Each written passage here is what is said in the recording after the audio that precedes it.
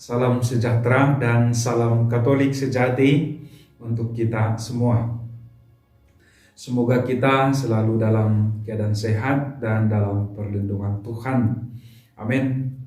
Amin.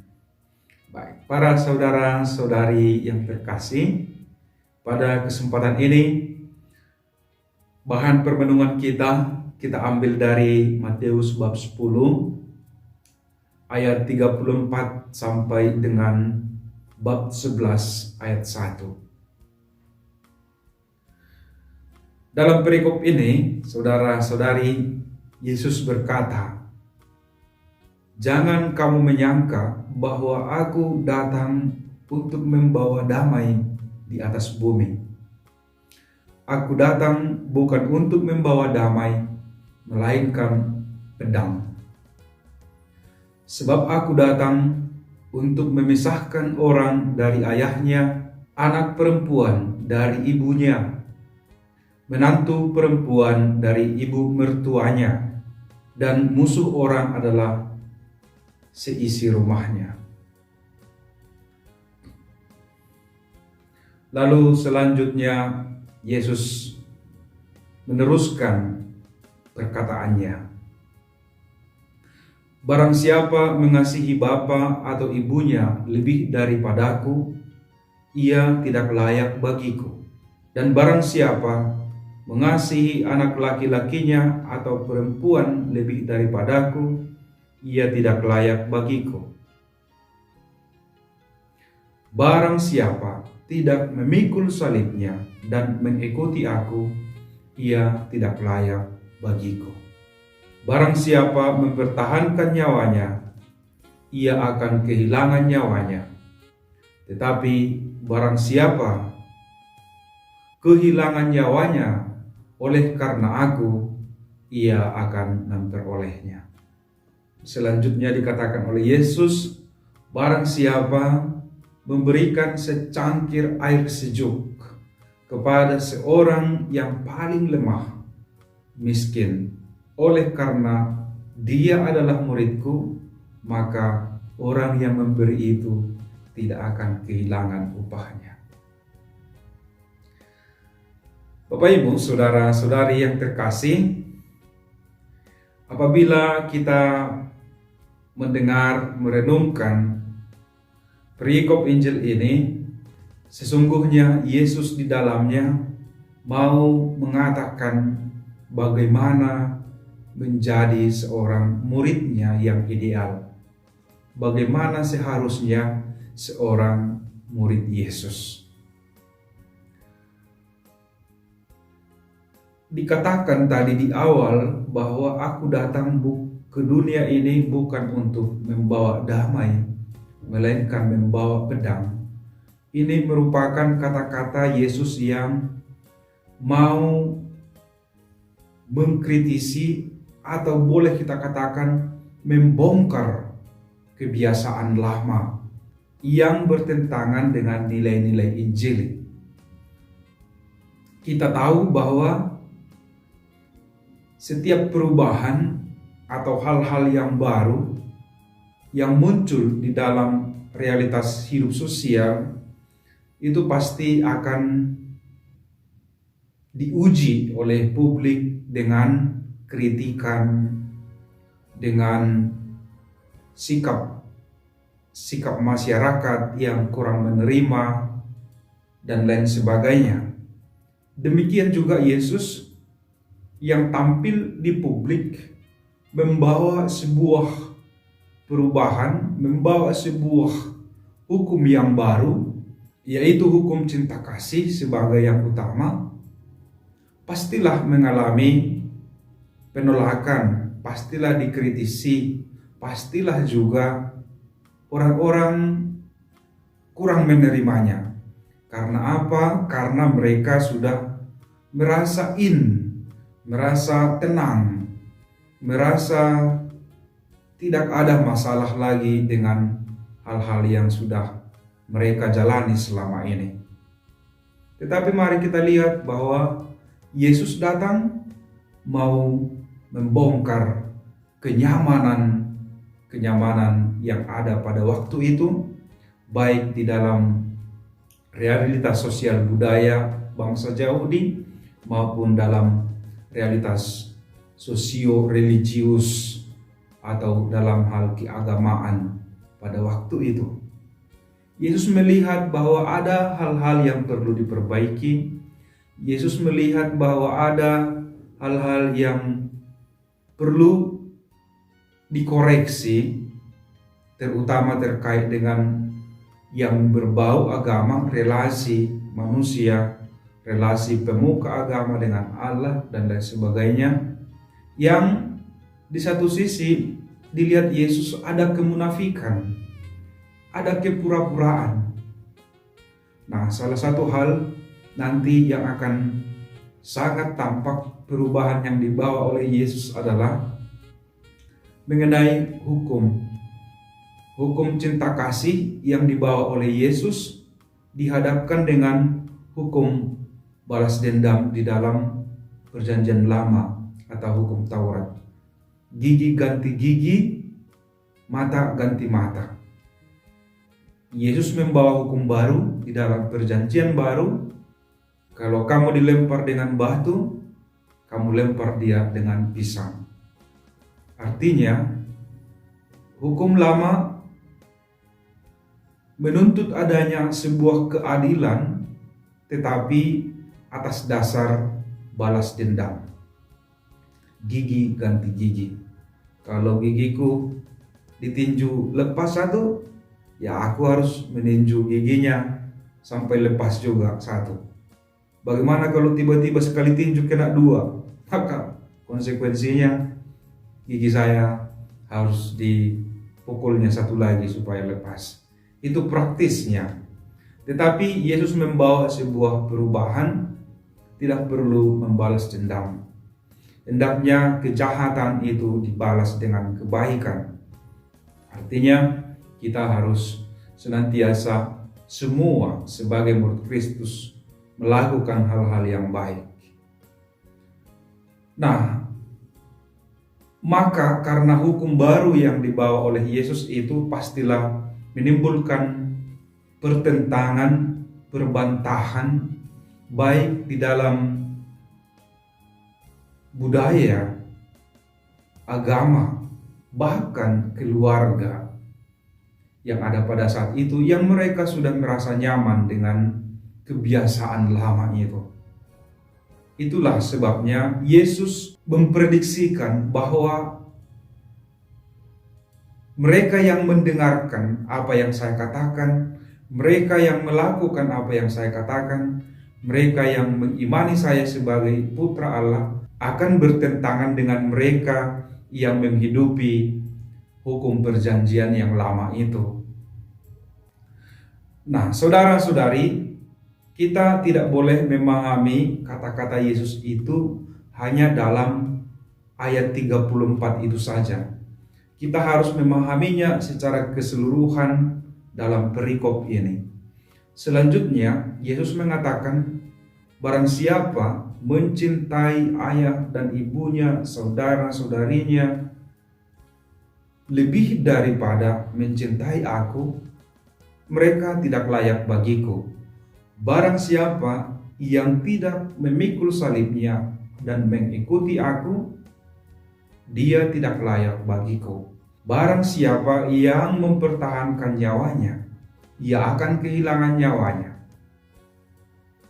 Tetapi barang siapa yang kehilangan nyawanya oleh karena aku, oleh karena dia adalah muridku, maka ia akan memperolehnya. Dan siapa yang mau memberi secangkir air sejuk kepada seorang yang sangat lemah, yang miskin, oleh karena orang miskin itu, oleh karena yang lemah itu adalah muridku, maka orang yang memberi itu akan memperoleh upahnya kelak.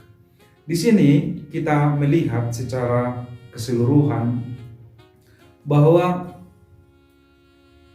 Yesus membongkar kebiasaan lama yang bertentangan dengan nilai-nilai hukum cinta kasih yang dibawa oleh Yesus, dan memberikan sebuah ajaran baru kepada para muridnya, yaitu mencintai Yesus, mencintai Allah dengan totalitas diri. Tidak boleh tanggung-tanggung, tidak boleh setengah-setengah. Apakah Yesus melarang kita untuk mencintai ayah dan ibu kita? Apakah Yesus melarang kita untuk mencintai saudara-saudari kita? Tidak, Yesus tidak mengatakan itu. Tetapi Yesus mengatakan di sini, barang siapa mencintai bapak atau ibunya lebih daripadaku. Nah, artinya di sini Yesus tidak melarang kita untuk mencintai orang tua kita, saudara-saudara kita. Sebab itulah isi dari perintah Allah nomor 3 itu. Tetapi Yesus mengatakan kalau misalnya dibuat secara matematis ya, kalau kamu beri 3 cintamu kepada ibu, maka cintamu kepada saya harus lebih dari 3. Itu maksud Yesus. Maka konsekuensinya apa? Kita harus rela kehilangan apapun yang kita miliki di dunia ini demi Yesus. Itu konsekuensi atau tuntutan Yesus kalau mau menjadi murid yang ideal. Bahkan siapa yang kehilangan nyawanya karena aku, ia akan memperolehnya. Tetapi siapa yang mempertahankan nyawanya, ia akan kehilangan nyawanya. Maka saudara-saudari yang terkasih, apabila ada tantangan, cobaan, penganiayaan, dan lain sebagainya terhadap murid-murid Yesus, harapan atau tuntutan seorang murid seperti yang dikatakan oleh Yesus adalah tetap memegang teguh imannya, tetap mempertahankan imannya, tetap setia kepada imannya, kepada Yesus. Bahkan hingga nyawa taruhannya. Itulah murid Yesus yang ideal. Apakah ada yang sudah melakukan ini? Ada. Banyak. Para kudus yang kita imani telah berbahagia di surga adalah orang-orang yang mengimani Yesus secara total. Siapa yang tidak sanggup memikul salibnya dan mengikuti aku, dia tidak layak bagiku. Artinya, saudara-saudari, seluruhnya yang kita miliki di dunia ini adalah hal yang sangat sementara, tetapi mencintai Yesus dengan total adalah untuk kehidupan yang kekal. Bapak Ibu, saudara-saudari yang terkasih di dalam nama Tuhan kita Yesus Kristus. Untuk itu, setiap murid Kristus, setiap orang yang ingin mau menjadi murid Kristus itu harus dengan pertimbangan yang matang, harus dengan keputusan yang matang. Dari sini kita ketahui bahwa menjadi murid Yesus itu tidak gampang, tidak mudah. Oleh karena itu, maka kita harus mempertimbangkan dengan baik, dengan matang apabila kita mau menjadi murid Kristus. Karena begitu kita jawab ya, saya mau mengikuti Kristus, maka tuntutan ini dengan sendirinya langsung melekat di pundak kita.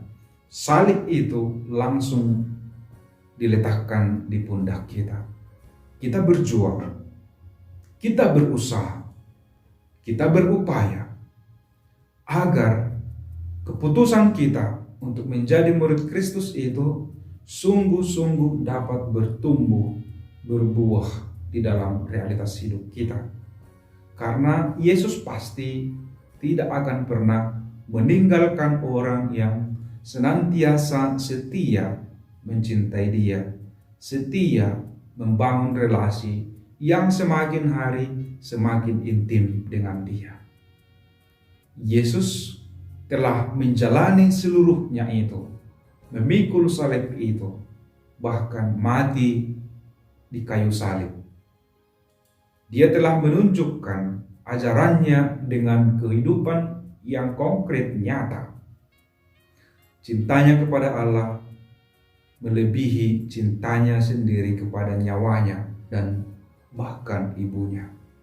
Tetapi siapa yang mengerti, siapa yang memahami, siapa yang menerima, siapa yang mengimani, siapa yang mempercayai, dan siapa yang mengaplikasikan imannya itu dalam kehidupan konkret, kehidupan nyata di dalam hidupnya sehari-hari, akan memperoleh mahkota kemuliaan bersama dengan Yesus Kristus dan para kudus dalam kebahagiaan di surga. Inilah cita-cita kita sebagai orang beriman. Inilah harapan kita.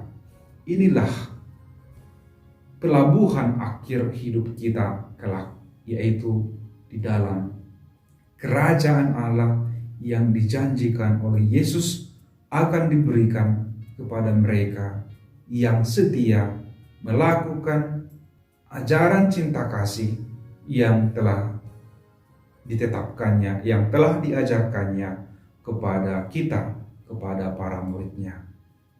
Bapak, Ibu, saudara-saudari yang terkasih di dalam nama Tuhan kita Yesus Kristus, dengan demikian Yesus tidak datang membawa pertentangan, tetapi Yesus datang membawa ajaran yang baru, membawa ajaran cinta kasih yang sungguh-sungguh mampu memberikan cara hidup yang baru, kehidupan yang baru di dalam diri siapapun saja yang menerima dan mengimaninya. Untuk itu, agar ajaran nilai-nilai cinta kasih yang dibawa oleh Yesus itu berakar, bertumbuh, dan berbuah di dalam hidup kita. Inilah goal, inilah harapan dari Yesus, dan kita tentu harus senantiasa merawat, memupuk, menyiraminya agar menghasilkan buah yang melimpah. Saudara-saudari yang terkasih di dalam nama Tuhan kita Yesus Kristus, hal yang sangat sederhana yang mungkin boleh kita lakukan adalah kata-kata Yesus yang mengatakan bahwa barang siapa memberikan secangkir air sejuk kepada seorang yang lemah, yang miskin, oleh karena orang itu adalah muridku, maka ia melakukannya terhadap aku, dan orang itu, orang yang memberi itu tidak akan kehilangan upahnya. Mari Bapak, Ibu, saudara-saudari yang terkasih, kita aplikasikan ini di dalam kehidupan konkret kita sebagai murid Kristus.